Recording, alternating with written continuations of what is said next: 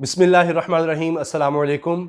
जहांगीर तरीन साहब का नाम अब चीनी बहरान के बाद पावर सेक्टर के हवाले से भी आ रहा है कि कहा यह जा रहा है कि वो रिपोर्ट जो पेश कर दी गई है इमरान खान साहब को पावर सेक्टर के लॉसेस के हवाले से कि किस तरह मुल्क में ये बहरान पैदा हो चुका है कि 2000 अरब रुपए तक हमारा सर्कुलर डेट पहुंच चुका है और इतना बड़ा ये स्कैंडल बन गया है पाकिस्तान की तारीख का कि इसकी वजह क्या है इसमें देखा जाए तो कमेटी ने जो रिपोर्ट दी है और जो सिफारिशात दी हैं वो होशरुबा हैं और उसमें भी जहांगीर तरीन साहब का नाम आ गया है। ये बड़ी ही परेशान कुन बात है, हैरान कुन भी है कि जहांगीर तरीन साहब वहाँ भी मुनाफा कमाते रहे हैं और उसमें यह भी पता चल रहा है कि जितना बताया गया कि तेल से बिजली बनाई है, क्योंकि तेल से बिजली महंगी बनती है फिर उससे आप महंगी खरीदनी पड़ती है हुकूमत को भी, तो तेल से उतनी बिजली नहीं बनाई गई थी। यौमिया पाकिस्तान को 1 अरब रुपए का 1 अरब रुपया यौमिया हर रोज इस गरीब मुल्क को नुकसान हुआ है। 1 अरब रुपए रोज का ये पावर सेक्टर में जो कुछ किया गया इसकी वजह से। इसकी तफसील मैं आपको बताऊंगा। इसमें भी शरीफ खानदान का भी हाथ है, उसकी भी बात करते हैं। इसके अलावा एक और बड़ी खबर यह है कि इमरान खान साहब ने वाज़े तौर पर यह कह दिया है कि इंटेलिजेंस एजेंसियों की मदद ली जाए ज़ख़ीरा अंदोज़ों और स्मगलर्स के खिलाफ। और ज़ख़ीरा अंदोज़ी के खिलाफ अब ऑर्डिनेंस आने के बाद अब स्मगलिंग के खिलाफ भी कानून आ रहा है और वो भी इसी तरह से सख्त होगा, किसी को नहीं छोड़ा जाएगा। अब इसलिए बहुत बड़े बड़े लोग पकड़े जाएंगे और बचत नहीं हो सकेगी। जिस तरह कोई पहले सियासी असर और रसूख इस्तेमाल करके, पैसा इस्तेमाल करके बचत हो जाती थी, अब नहीं होगी, क्योंकि इमरान खान साहब और DGISI लेफ्टिनेंट जनरल फैज़ हमीद के दरमियान जो मुलाकात हुई है उससे ये बात साबित हो रही है इमरान खान साहब के बयानात से उसके बाद कि अब ये जनरल फैज़ हमीद, हमारी इंटेलिजेंस एजेंसियाँ ये इन लोगों को पकड़ेंगी, इन पर नज़र रखेंगी और इनकी इंटेलिजेंस और फराहम करेंगी कि कौन किस तरह से ज़ख़ीरा अंदोज़ी कर रहा है या स्मगलिंग करने की कोशिश कर रहा है या कर रहा है वो सब। तो लिहाजा अब इनको भागने की जगह नहीं मिलेगी। जब हमारी इंटेलिजेंस एजेंसियाँ देख रही होंगी तो फिर तो कोई सवाल ही नहीं पैदा होता कि इंशाल्लाह कोई बच सकेगा। अच्छा, एक और चीज़ है नैब। अब नैब ने भी तैयारी कर ली है आटा और चीनी बहरान के खिलाफ कार्रवाई करने की। वो कह रहे हैं कि हमने तमाम अपने डॉक्यूमेंट्स मुकम्मल कर लिए हैं, दस्तावेज़ात मुकम्मल कर लिए हैं। लेकिन मेरा ज़ाती ख्याल ये है कि सिर्फ नैब ही कार्रवाई नहीं करेगा, दीगर इदारे भी हो सकता है कि इसके खिलाफ कार्रवाई करें जब ये फाइनल रिपोर्ट आ जाएगी।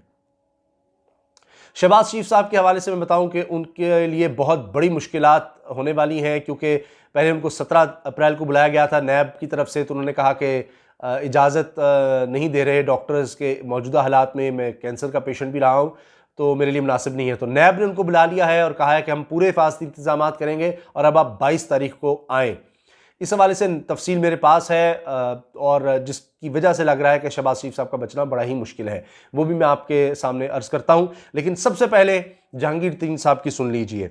और इसमें एक ख़ास बात यह भी है कि इसमें शरीफ ख़ानदान का भी हाथ है, क्योंकि जो सलमान शहबाज शरीफ साहब के बेटे हैं, सलमान शहबाज की चिन्योट शुगर मिल्स है, उसने भी 1.33 अरब रुपया यानी 1 अरब 33 करोड़ रुपया कमाया है उनके पावर प्लांट ने। तो ये वजह थी कि इनके भी पावर प्लांट्स थे और इनके दोस्तों के पावर प्लांट्स थे, वो लोग जिनको फंडिंग करते थे, बड़े बड़े पैसे लगाते थे, इनके पार्टनर्स भी थे, बहुत बड़े बड़े टाइकून्स हैं, वो भी पावर प्लांट्स में थे। ये वजह थी कि चुप करके मियां नवाज शरीफ साहब पैसे दिए जाते थे और आते ही हुकूमत जो जैसे ही आई थी तो 400 अरब रुपया, आप तकरीर निकाल के देख लें इसहाक डार साहब की, उन्होंने कहा था कि जी हम 400 अरब रुपया फौरी दे रहे हैं इंडिपेंडेंट पावर प्रोड्यूसर्स को, क्योंकि इनके अपने लोगों के थे। और इस रिपोर्ट में भी पता लग रहा है कि जो इनके दौर में पावर प्लांट्स लगे थे उन्होंने किस तरह पैसा कमाया। दुनिया में किसी काम में इस तरह नहीं पैसा कमाया जाता कि आपको चंद महीनों में ही आपकी सारी इन्वेस्टमेंट भी वापस आ जाए, प्रॉफिट भी कमा रहे हो, लेकिन ये कुछ होता रहा है। लेकिन इन्होंने क्यों नहीं इस तरह की कमेटी तश्कील दी? इस वजह से कि अपने भी पावर प्लांट्स थे इनके और वो भी कमा रहे थे, तो अपने पैर पर थोड़ी कुल्हाड़ी मारते। ये नजर आ रहा है कि सलमान शहबाज का भी पावर प्लांट था, 1.33 अरब रुपया तो उसने कमाया है। अब जो रिपोर्ट आई है, चूंकि वो उसका जो हिस्सा मेरे पास है अहम तरीन, वो अंग्रेज़ी में है, तो हो सकता है कि मैं कहीं रुकूं, तो उसके लिए मैं माफ़ी चाहता हूँ कि मैं फिर उर्दू में जितनी अल्लाह ताला ने मुझे सलाहियत देंगे तो आप दुआ फरमाएं कि वो अंग्रेज़ी से उर्दू करके जल्दी जल्दी बात करूँगा। जहांगीर तरीन साहब का ग्रुप भी है जी इन लोगों में शामिल, जिनकी वजह से इस मुल्क को बहुत ज़्यादा नुकसान हुआ है। ये जो पावर लॉसेस जिसको हम कहते हैं वो हुए हैं। और अब ये जो इंक्वायरी कमेटी की रिपोर्ट है उसमें ये चीज़ सामने आ रही है कि इंडिपेंडेंट पावर प्रोड्यूसर्स, जिनको IPPs भी कहते हैं, उन्होंने क्या खेल खेला है। जो जहांगीर तरीन साहब का ग्रुप है उसने कमाया है जी 3.85 अरब रुपया, यानी 3 अरब 85 करोड़ रुपया उन्होंने कमाया है। 2 पावर प्लांट्स हैं, JDW2 और JDW3 इसको नाम दिया गया है, पावर प्लांट्स है। और ये गन्ने के फोक से भी बिजली बनाते रहे और बहुत पैसा कमाते रहे गन्ने के फोक से भी बिजली बनाकर। लेकिन बहरहाल बहुत से लोगों पर यह भी इल्ज़ाम है कि वो असल में इसी तरह बिजली किसी और चीज़ से बनाते थे, जिस तरह फ़र्ज़ कर ले गन्ने के फोक से, और शो ये कर रहे थे कि हम तेल से बिजली बना रहे हैं तो हमें उस हिसाब से पेमेंट की जाए। अच्छा जी, इसके अलावा रिपोर्ट के मुताबिक मखदूम उमर शहरियार के पावर प्लांट ने जनाब जो रहीम यार खान शुगर मिल से अटैच है, उसने भी जो गन्ने का फोक है उसके ज़रिए बनाकर बिजली और 1 अरब रुपए का उन्होंने भी मुनाफा कमाया। आगे चलते हैं। जो कमेटी है उसने कहा है कि पाकिस्तान में को जो बिजली बेची गई इन पावर प्लांट्स के ज़रिए, ये सरमायाकार थे जो बिजली बना रहे थे और इन्होंने पाकिस्तान की हुकूमत से मुआहदा हुआ था कि वो इनसे बिजली खरीदेंगे, कि ताकि एफिशिएंट होंगे कि आप आएँ, आप बिजली बनाएं और हम आपसे बिजली खरीदेंगे, तेल हम आपको देंगे और ये रेट होगा। जब तेल से बिजली बनेगी, गैस से बनेगी, इस तरह से हम इस रेट पर आपसे खरीदेंगे। तो वो बहुत अच्छा रेट दे रहे थे, इसलिए जितने अमीर तरीन लोग थे, क्योंकि अरबों का प्लांट लगता है, अरब रुपए का या इससे ज़्यादा, तो वो इस काम में आ गए और बेताशा उन्होंने पैसा कमाया। अब रीजन में इससे महंगी बिजली कोई भी नहीं बेच रहा जितनी ये बेच रहे थे, यानी इतना पैसा जितना इन्होंने कमाया है किसी और ने नहीं कमाया। सबसे महंगी बिजली खिते में ये मजलूम, ये गरीब मुल्क, ये गरीब कौम, इसको खरीदनी पड़ी है और उसकी वजह से फिर पाकिस्तान को कितना नुकसान हुआ है। अच्छा जी, कमेटी कह रही है कि इन्होंने झूठे स्टैटिस्टिक्स अदाद-ओ-शुमार दिए ऑयल के बारे में ताकि ये ज्यादा पैसा कमा सकें। फर्ज कर लें, मैं मिसाल दे रहा हूं कि गन्ने के फोक से बिजली बनाई और शो किया कि हमने तेल से बनाई है, लिहाजा तेल से बनाने का रेट उससे कहीं ज्यादा था, तो उस रेट से आपने पैसे हुकूमत से लेते रहे बिजली बनाने के। अच्छा जी, जो पावर पॉलिसी थी 1994 की, 16 प्राइवेट कंपनीज आई, उन्होंने 50 अरब 80 करोड़ रुपया इन्वेस्ट किया और कमाया कितना? 50 अरब रुपया लगाकर कमाया 415 अरब रुपया कमा गए इस गरीब कौम से। अच्छा जी, उन्होंने अपने जो उनके साथ इन्वेस्टर्स थे, उनके जो पार्टनर्स थे, उनको 22 गुना ज्यादा मुनाफा दिया, प्रॉफिट दिया।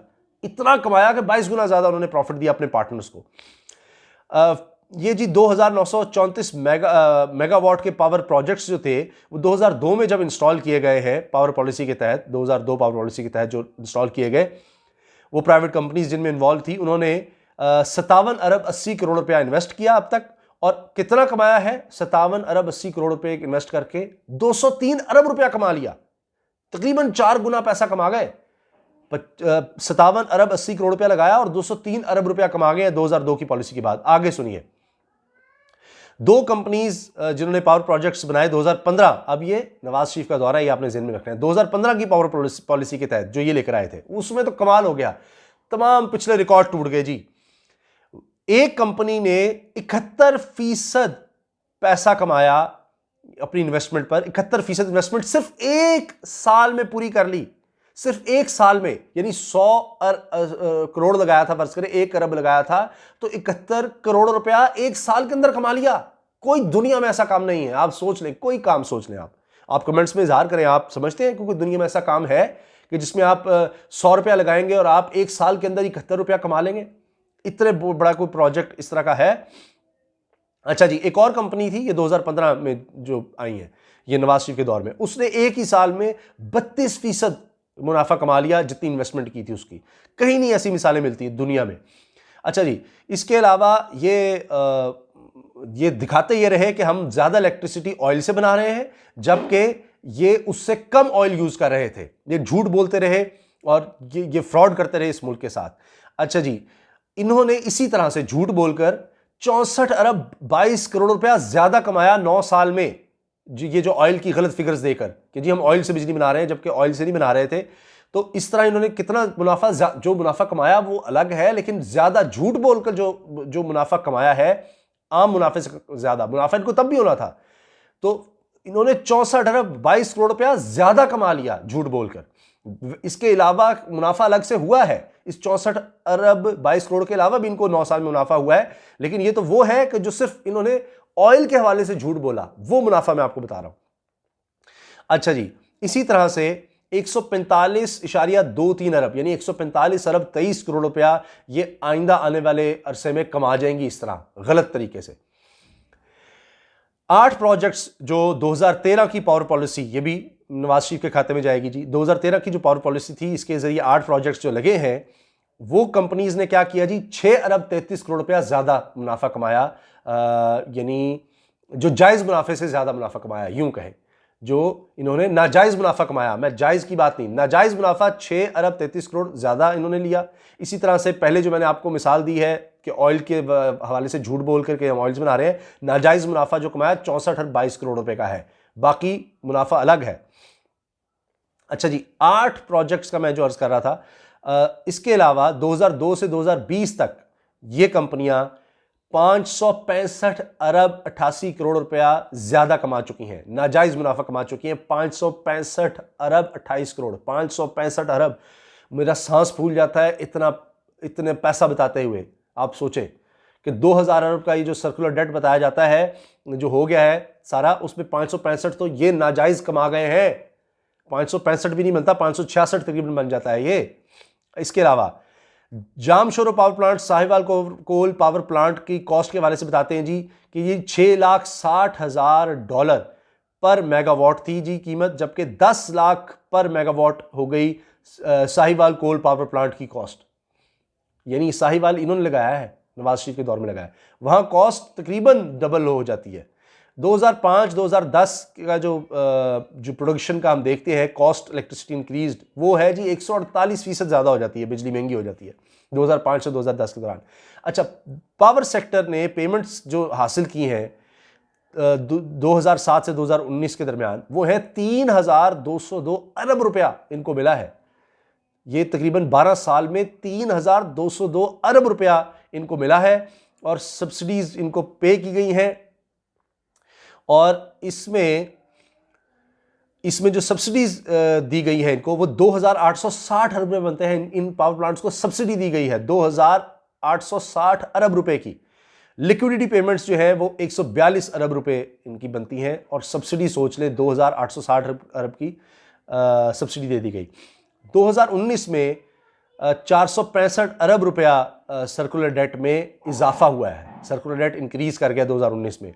2007 में पाकिस्तान की गवर्नमेंट का जो डेट था वो 52% था हमारी जीडीपी का, जो कुल हम कमाते हैं उसका 52% हमारा डेट हो चुका था, कर्जा हो चुका था। और 2019 में कितना हो गया है, 85% हमारा जीडीपी का 85% हमारा कर्जा हो चुका है। और मैं आपको क्या मजीद इसमें कहानी सुनाऊं, 13 मिनट से ऊपर हो गई वीडियो। तो शहबाज शरीफ साहब का मैं थोड़ा सा बस अर्ज़ कर दूं कि उन्होंने जो जवाब दिए, नैब कहते हैं जी तसल्ली बख्श नहीं है। किस तरह आपने सरकारी अपने प्राइवेट घरों को सरकारी खर्च पर चलाया, उसकी तफसील दें। आपको जो तोहफे में जो कुछ मिलता रहा, चाहे कसूर में आपकी अहलिया को जो कुछ मिलता रहा, उसकी तफसील आप बताएं। मनी लॉन्ड्रिंग के हवाले से आपकी किस तरह ये आते रहे पैसे, किस तरह आपकी जायदाद बनी, FBR को आपने क्या कुछ बताया है, वो डॉक्यूमेंट्स हमें देते रहे, लेकर आएँ, क्योंकि आपके जवाब से मुतमईन नहीं है। हमारे पास बहुत कुछ हमारे पास हमें मिला है, उसके हवाले से हम जानना चाहते हैं। शहबाज शरीफ साहब जो है वो आयमा शाया कह रहे हैं, वो कह रहे हैं जी मौजूदा हालात में मैं सारे डॉक्यूमेंट्स नहीं दे सकता, क्योंकि इस कैफियत में लॉकडाउन कैफियत है, लिहाजा सारे डॉक्यूमेंट्स मिल नहीं पा रहे, मिल नहीं सकते। तो अब देखते हैं 22 अप्रैल को क्या होता है। बहरहाल वो दिन भी शहबाज शरीफ साहब के लिए आसान नहीं होगा। इजाज़त दीजिए, अल्लाह हाफिज़, पाकिस्तान जिंदाबाद।